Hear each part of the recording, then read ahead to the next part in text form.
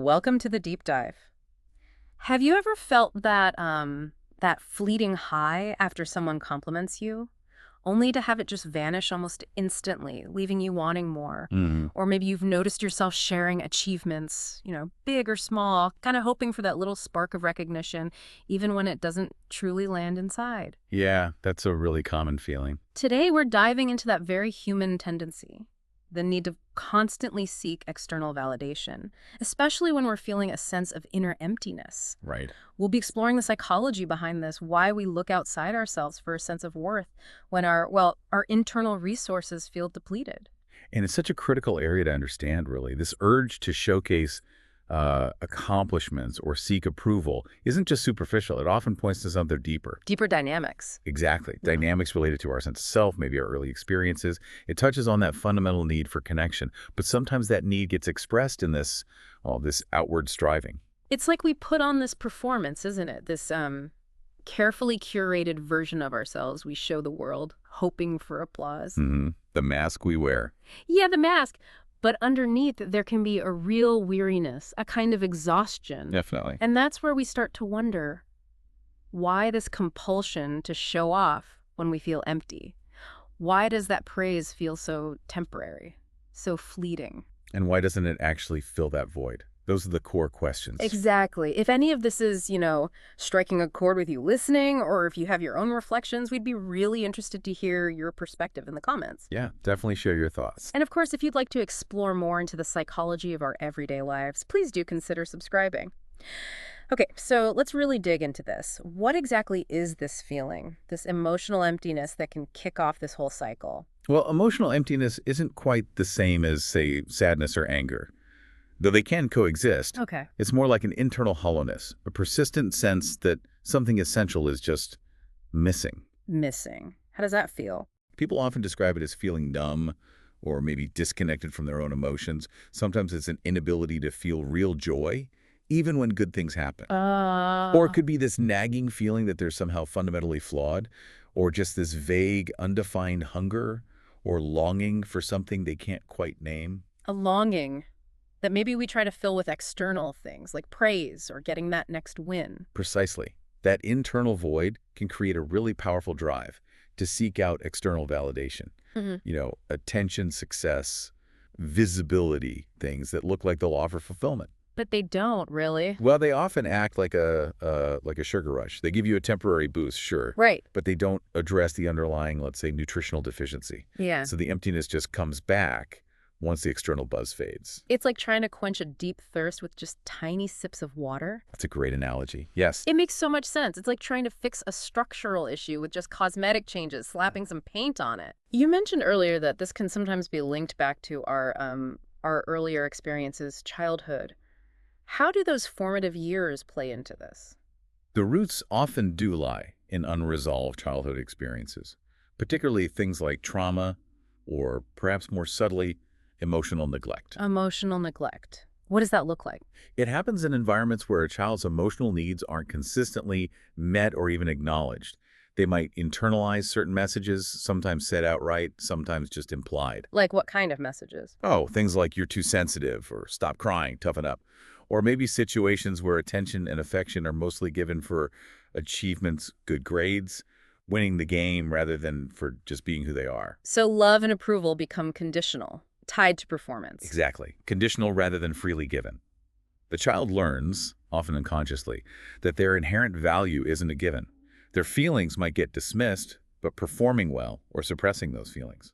That might get them a moment of connection or at least make them feel seen or safe. So they learn to perform for love, essentially. In a way, yes. It creates this deep-seated belief that they need to do something, achieve something, be something impressive, just to be worthy of love and attention. And that pattern can absolutely persist into adulthood. Wow. Fueling that relentless pursuit of external validation we're talking about. So that high-achieving professional you see, always chasing the next promotion, the next big win, it might not just be ambition driving them. It could be partly ambition, of course, but it might also be deeply connected to this need for the external affirmation they didn't consistently get early on. It's trying to fill that old void. That's really insightful. From a psychological standpoint, how do we frame this? Are there specific concepts that help explain it?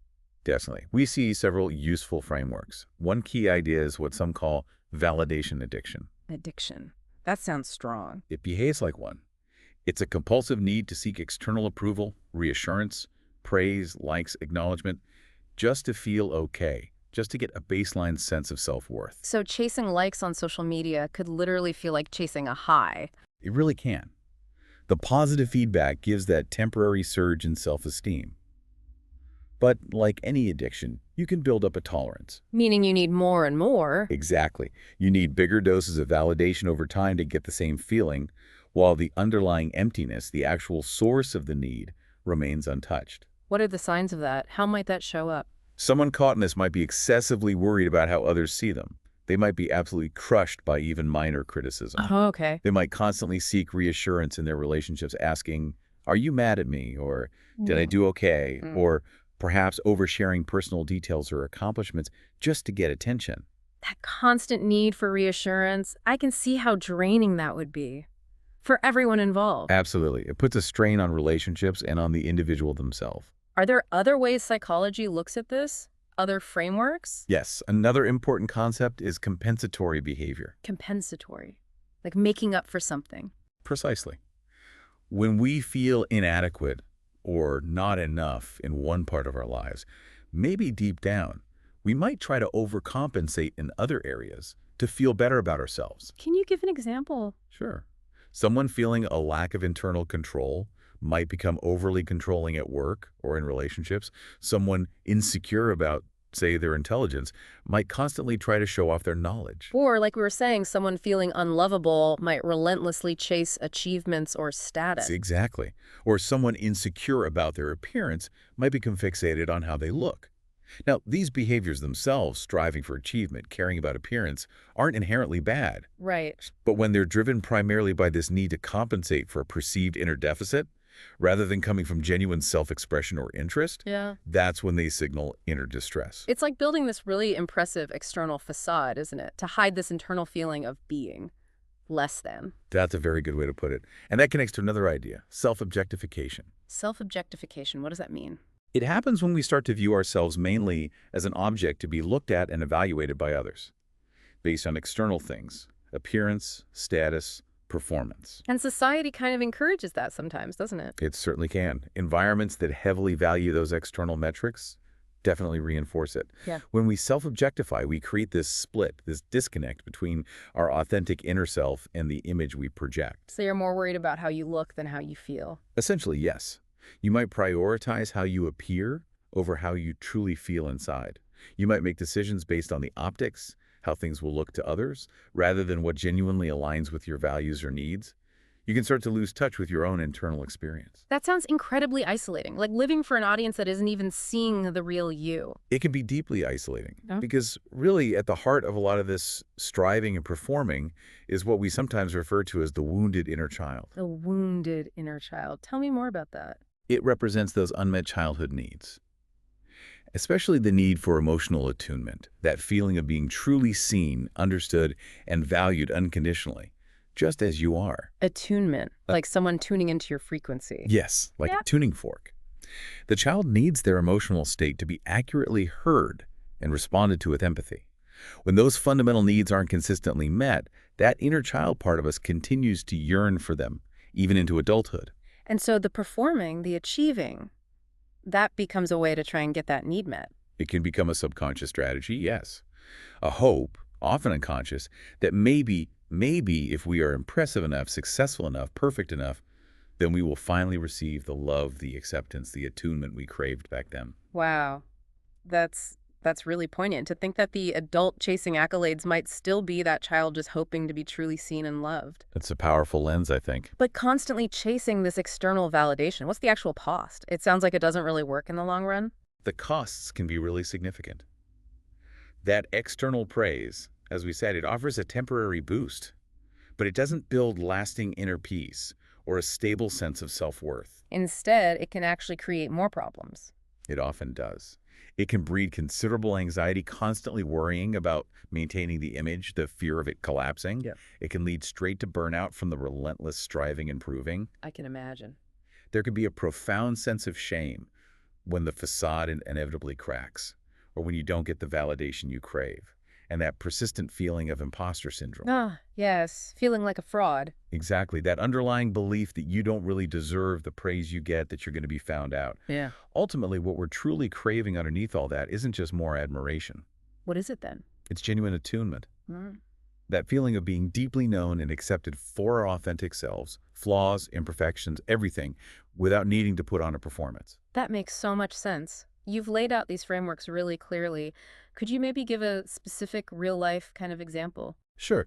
Let's think about someone who's achieved significant career success, maybe a high-powered executive.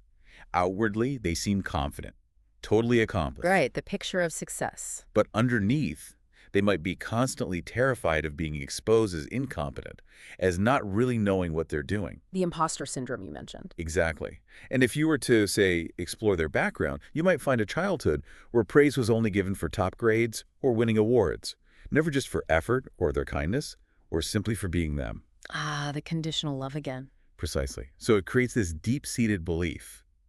My worth depends entirely on my external achievements, which leads to that relentless drive for more, coupled with a paralyzing fear of failure. That really paints a clear picture. Thank you. Hmm.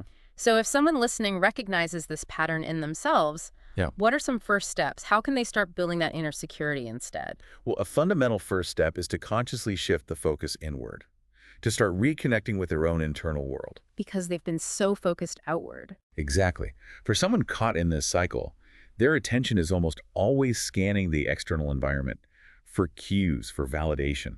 Healing really begins by turning that attention inward. How do you do that practically? It starts with noticing physical sensations, acknowledging emotions without judging them, just letting them be there, trying to identify unmet needs. Simple practices like mindfulness can be incredibly helpful. Like meditation. Could be meditation, or even just taking a few moments throughout the day to check in. Observe your breath. Notice sensations in your body. It sounds simple, but it's powerful. Learning to identify and name feelings, okay, I feel anxious right now, or there's a sense of sadness here, builds what we call emotional literacy. Learning the language of your own feelings. Exactly. And regularly asking yourself, what am I feeling right now? And maybe, what do I truly need in this moment? That starts to cultivate internal awareness, listening to yourself. It's like learning to tune into your own frequency, finally, after maybe years of static or focusing on external broadcasts. That's a lovely way to put it. You also mentioned the wounded inner child earlier. How can someone start to engage with that part of themselves? That sounds maybe a bit intimidating. You can feel that way initially, but it's about offering compassion to yourself. Engaging with the inner child involves consciously connecting with that younger part of you that might still be carrying old hurts and unmet needs. How? Through therapy. Therapy can be incredibly helpful, yes, but you can also start yourself. Visualization exercises can be powerful, picturing your younger self and offering them the compassion, the safety, the reassurance they didn't get back then. Talking to your younger self. Or writing a letter to them, expressing understanding, offering words like, you don't have to earn love, or you are inherently worthy, your feelings matter. It's a form of self-compassion, or reparenting, as some call it. Reparenting yourself. Yes, providing that unconditional acceptance that might have been missing. It can help release some of that ingrained pressure to perform. That sounds deeply transformative. So as we start to nurture that inner child and reconnect with ourselves, how do we then begin to redefine what success and visibility even mean, if it's not about external validation? That requires some honest self-reflection, asking yourself questions like, who am I, really, when I strip away the achievements, the roles I play? The job title, the follower count. Exactly. Can I find a sense of peace or satisfaction in just being, not constantly doing or proving? It's about consciously detaching your sense of self-worth from those external metrics society pushes. And attaching it to what instead? Grounding it in your own personal values, in who you aspire to be as a person, kind, courageous, authentic, whatever resonates with you rather than just what you achieve. Shifting the compass from external approval to internal values. Okay, that makes complete sense. What are some really practical strategies, things we can do day to day to actually build this internal validation? One very useful strategy is to develop the habit of pausing before you share something. Share like on social media or just in conversation. Both, really. Or even before taking on a new project or commitment. Pause and ask yourself, why am I doing this? Is it to genuinely express something real inside me? to connect authentically? Or is it primarily driven by a need for external approval? Trying to impress rather than express. Precisely. Is this action coming from a place of internal fullness, excitement, genuine interest? Or is it coming from a place of fear or scarcity or that need to prove myself? Wanting to be seen is natural, let's be clear. Right. It's not about never sharing again. Not at all, but it's about ensuring that desire comes from an authentic inner space, from truth. And cultivate that inner okayness. You can actively practice self-validation, deliberately. Develop small, maybe private, personal rituals where you affirm yourself. Like affirmations. It could be looking in the mirror and saying something kind, like, I acknowledge my efforts today, or my feelings are valid, or simply, I am enough right now, just as I am. Speaking to yourself like you'd speak to a friend. Exactly. With that same kindness, that same sense of inherent worthiness. It might feel awkward or even a bit silly at first. Yeah, I can imagine. But consistency is what makes the difference here. You're essentially retraining your inner dialogue. Retraining that inner critic to be more of an inner ally, maybe. That's a perfect way to think about it. An inner supporter. And finally, what about relationships? How do they fit into this journey of finding internal validation? Relationships are absolutely crucial because true intimacy, that feeling of being deeply seen and connected with another person, that really blossoms when we feel safe enough to let go of the performance. And we can take off the mask you mentioned earlier? Exactly. So it involves taking small, courageous steps towards embracing vulnerability in your trusted relationships. Sharing a fear you have, admitting a need, telling a part of your story you might normally keep hidden. That sounds scary. It can be. Vulnerability is risky. But often, when we take that risk with safe people, we find the genuine acceptance and connection we've been longing for all along. Not because of our achievements, but simply because of who we are, authentically. So the connection comes from being real, not from being impressive. That's the core of it. This has been so illuminating. It really feels like the essential shift is moving away from constantly seeking external approval and instead focusing on building that solid inner foundation of self-acceptance, self-compassion, and internal validation. Precisely. Before we wrap up, are there any final reflections you'd like to leave our listeners with? Maybe some questions they could ponder for themselves. Yes, I think that's a great idea. I'd encourage listeners, maybe later today or this week, just take some quiet time to consider what parts of me feel unworthy unless I'm actively doing something or trying to impress. Where did I first learn, maybe subtly, maybe overtly, that love or approval was conditional on my performance or behavior? What might it actually feel like to show up in the world authentically without needing that performance? When do I feel most genuinely myself, most real, most truly seen and safe?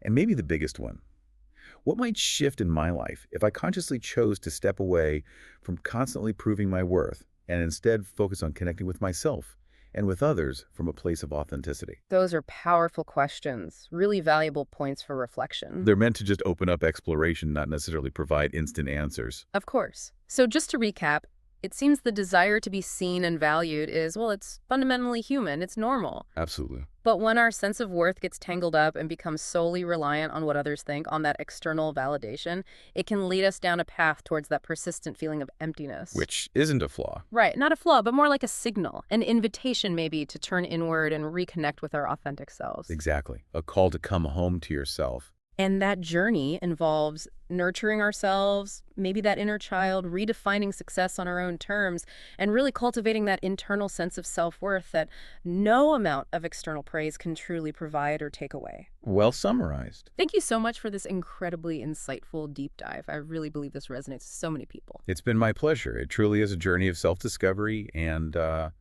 ultimately a very rewarding one.